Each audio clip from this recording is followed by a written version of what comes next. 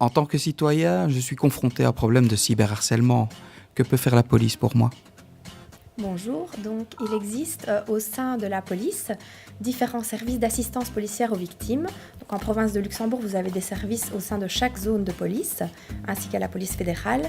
Ce sont des services de proximité qui vous reçoivent en toute confidentialité.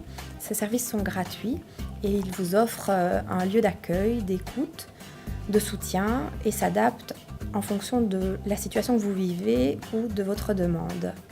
Au moment de l'accueil dans nos services, nous allons essayer de voir quelles sont les conséquences de l'événement que vous vivez. Donc, si nous sommes sur une situation de harcèlement, essayez d'identifier les besoins. Ceux-ci peuvent être dans les conséquences émotionnelles, mais aussi dans une protection par rapport aux événements.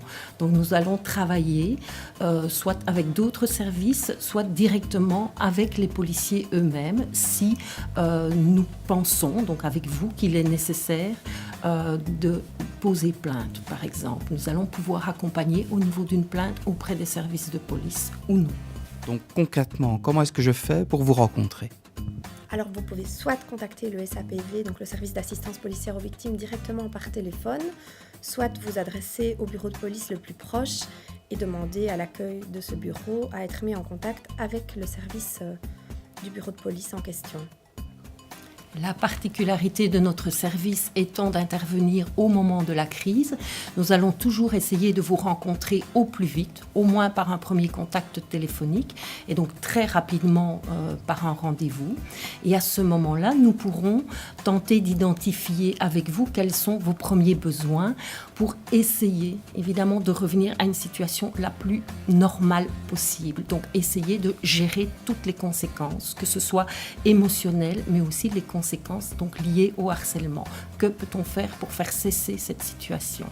Et donc pour ça, nous aurons un entretien dans lequel nous allons essayer simplement déjà de vous écouter et d'identifier les besoins pour ultérieurement voir est-ce que vous allez déposer plainte, est-ce que nous contactons un autre service, est-ce qu'il doit y avoir un contact avec l'école par exemple, avec un club dans lequel le harcèlement aurait eu lieu, etc.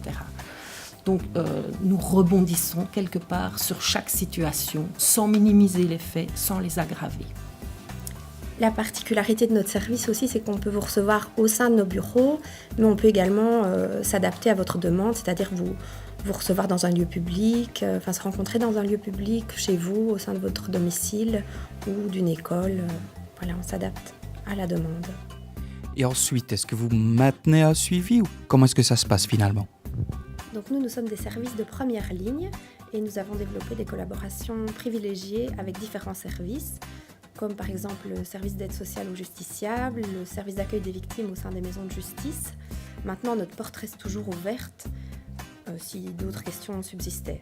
Oui, donc en dehors de ces collaborations, nous essayons aussi d'ouvrir un maximum toute collaboration possible. Nous pouvons aussi orienter vers des services tels que service droits des jeunes pour des questions beaucoup plus spécifiques juridiques, vers des services tels que SOS Enfants, vers des centres de planning familiaux.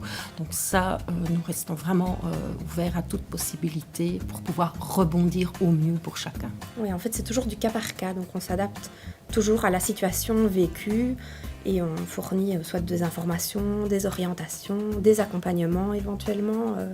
On s'adapte.